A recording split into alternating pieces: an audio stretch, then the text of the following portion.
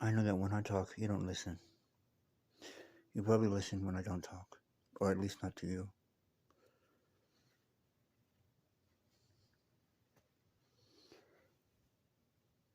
And really, if you were to listen to me, the only time I would ever really have anything to say that is of any substance. And yes, see, just because I run into somebody on the street who is going through a tumultuous experience that is similar to mine does not lower my interest or caring. It heightens it. Now, maybe for the streamlining effect of benefiting and winning in life, material items, I should move on and brush them aside and say it is your turn to learn a lesson and be an asshole. Let's be frank about it. Or maybe I'll let my guard down because if someone's overinflating the fact that they, in fact, are very strong, they're not insulted by me, that I've been accurate in the very basic human sense of calling them out for being wrong. But I lay down my weapons because I do not want them to get the impression that I'm doing anything wrong, and then to find out that I'm tricked to very much be shot at in a sniper fire at that exact moment because I have to lay my guns down before they can shoot me. Now you want me to just go to sleep. And I had said at that exact moment, what you will do is you will buy time. You will not answer to why this was done. It's out of order. It's synchronized. It's just not. It doesn't make any sense. It doesn't make any sense. You know, I went to a cafeteria the other day, and I was really hungry, so I went up and got seconds. But I never had first. I know. It doesn't make any sense. It doesn't make any sense. I skipped college and went straight to the pros. They didn't want to believe that. Why? Because that doesn't make any sense. No, actually, it does. Kobe Bryant did it, and well, look what happened to him. Yeah, exactly.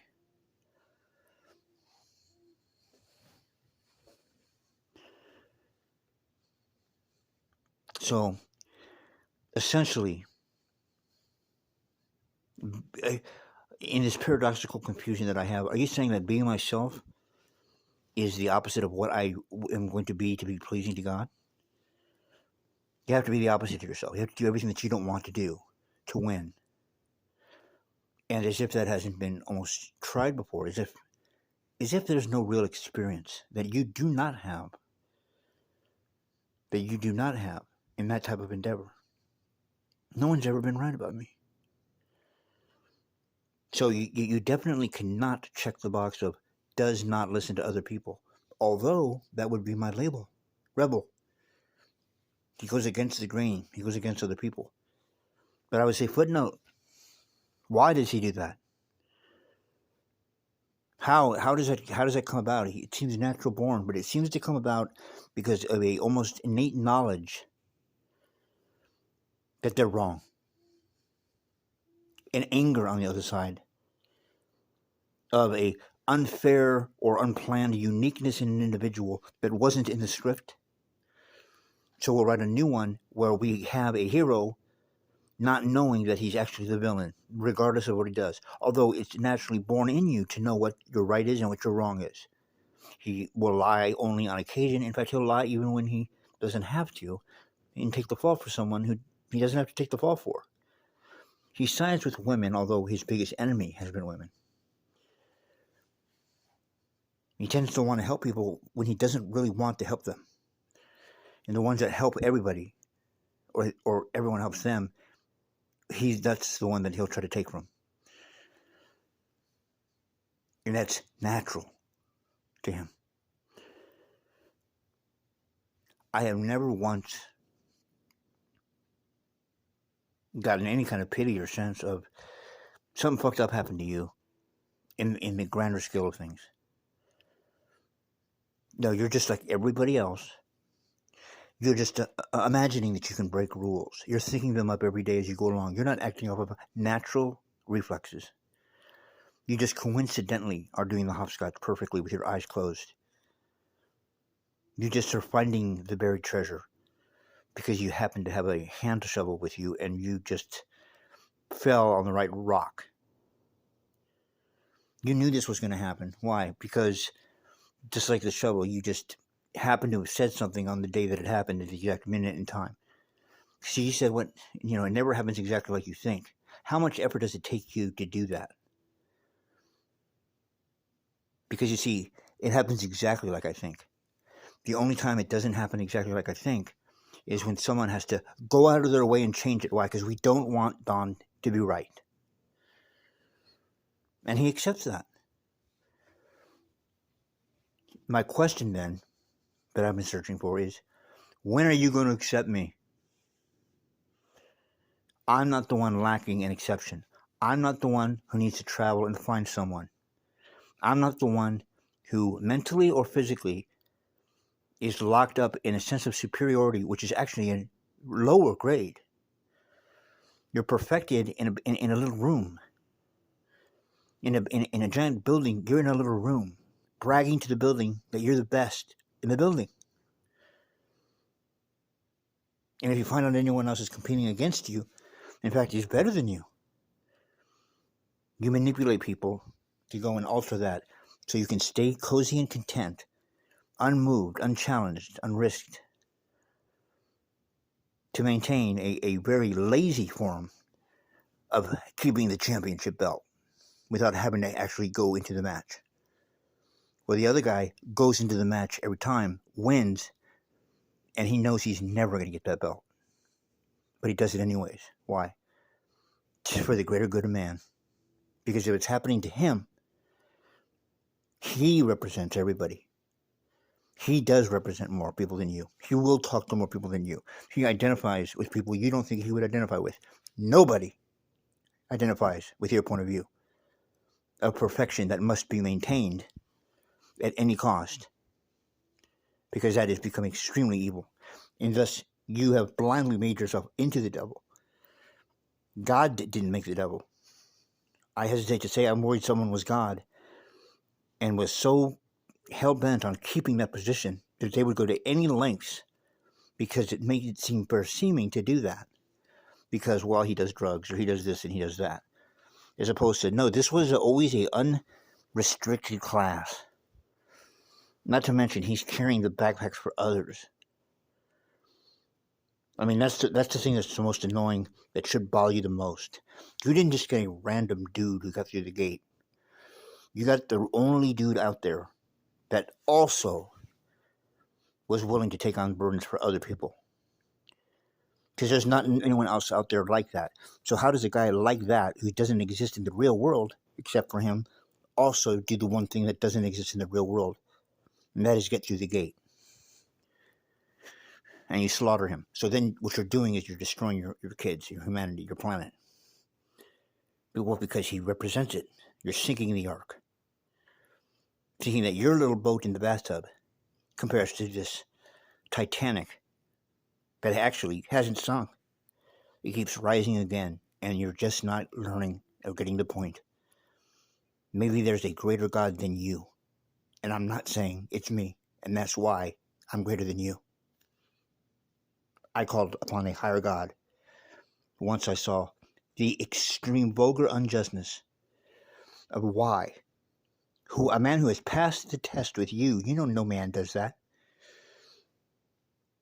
In fact, he didn't even fail it. And I was going to fail it on purpose just because I was sick of passing the test every time and not getting anything out of it.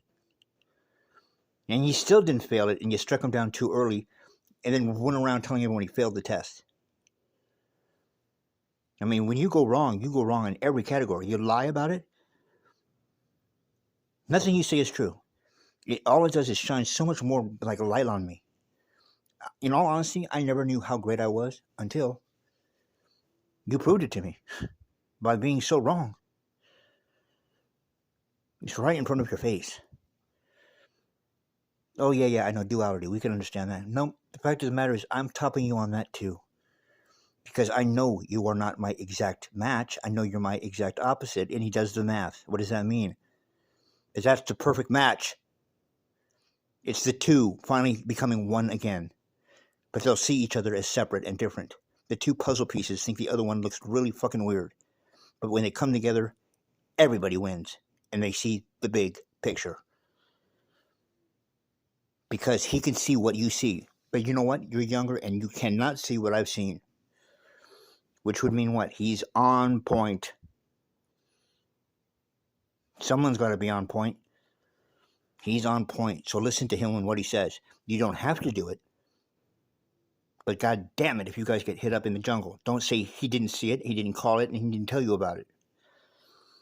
Because that's the litmus test. It's not something you get anointed to you. It's not a job you get hired for out of resumes. It's a banner that's put over your head once you achieve certain achievements, knowing them or not, bad and good, failure and success. Eventually someone stacks up so many chips in so many categories that they simply become something. Too many experiences, too many toppers make him. That's what makes him. It's not a vote up in some heavenly room. Okay, who are we going to call Jesus? Who are we going to call God? Who are we going to call David? Who are we going to call this guy? He simply just does it, and he's accomplished it, and he's passed these tests. I mean, how many years does he go to college and get master's degrees in every fucking category before you recognize that? So it's not a question of defeating. He's just being himself. It's a question of when are you going to accept your victory that you lost? Wait, what'd you say? When are you going to accept your victory that you lost? And you know what? You know what's going to happen? I don't want to tell you. Then that's the only thing that changes Don. Nobody ever agrees with him, and he's always right. It reminds me of the Lion and the Mouse. There was this lion, and it roared all day, and it was very violent and angry. Every morning, when all the animals in the jungle would wake up, the lions would wake up, and you hear this roar, roar. Oh, shit, there's a lion. It was just in a bad mood all the time. Everyone stayed the hell away from it. It's like the bully on the street, you know what I mean? So one day, this lion's walking around, and he sees a little mouse. Rawr! Mouse was like, what, chill out, man. Why are you so angry? The lion was a little shocked. Well, rawr! Roars at him again. The little mouse goes, hold on, brother. Hold on. I'm a little mouse. I'm standing here. You could destroy me. All the monkeys and the other animals in the jungle are like, what the fuck is that mouse doing? And that's what the lion thought. Because finally, he didn't care if it was a mouse. He knew he already conquered everyone else. He wanted to find out, this is new to me. The mouse says, I was there when you were born. And I know why you roar all day. I know why you're mad all day. The lion didn't like that. Hold on, brother. So when you fell out of your mom, did you know? I'm sure you do now. You fell on a thorn. It's stuck in your little paw and the back leg, isn't it? And it hurts you every day. You've been in pain since you've been born. I saw it. I was down there on the ground. And you may not remember it because you were just being born. But I bet you if I look underneath your back paw, you still have an infected thorn stuck inside of your paw. And the lion didn't say anything, just looked at him. And the mouse goes, I can pull that thorn out for you. And it will hurt. And you're going to roar the loudest you've ever roared. But you'll be free. The entire countryside shook like an earthquake when that lion roared. I'm assuming the mouse pulled out the thorn. The lion knew about the thorn, but the lion had never heard that story of the mouse. But the weirdest part about it and how the story ends is really fucking weird. Next thing you know, there's a goddamn mouse riding the lion like a horse, like a giraffe, galloping down the middle of the jungle, laughing hysterically at all the other animals that are like, what in the fuck is that? The scariest lion in the jungle was now being controlled and ridden by his god, and that was a mouse. Why? Because the mouse pulled out the thorn. That was the only problem the lion had. But nobody would say anything, nobody would do anything, and nobody helped him. But the person who did, the mouse that did, now rolls with the hardest line in the fucking valley. Now that is a little anecdote story, but you know what? I kind of went off the top of my head there. Why? Because I'm just telling a true story about myself, or kind of how I dream things, how I can relate to things. I guess that's how all good stories are made. We just, instead of you, make it a lion. Instead of some chick, make it a mouse. I mean, technically, you could pass the lie detector test with that story. No, not really. Because I've stepped on more thorns since then. Well, we'll add that to the story. Yeah, real funny.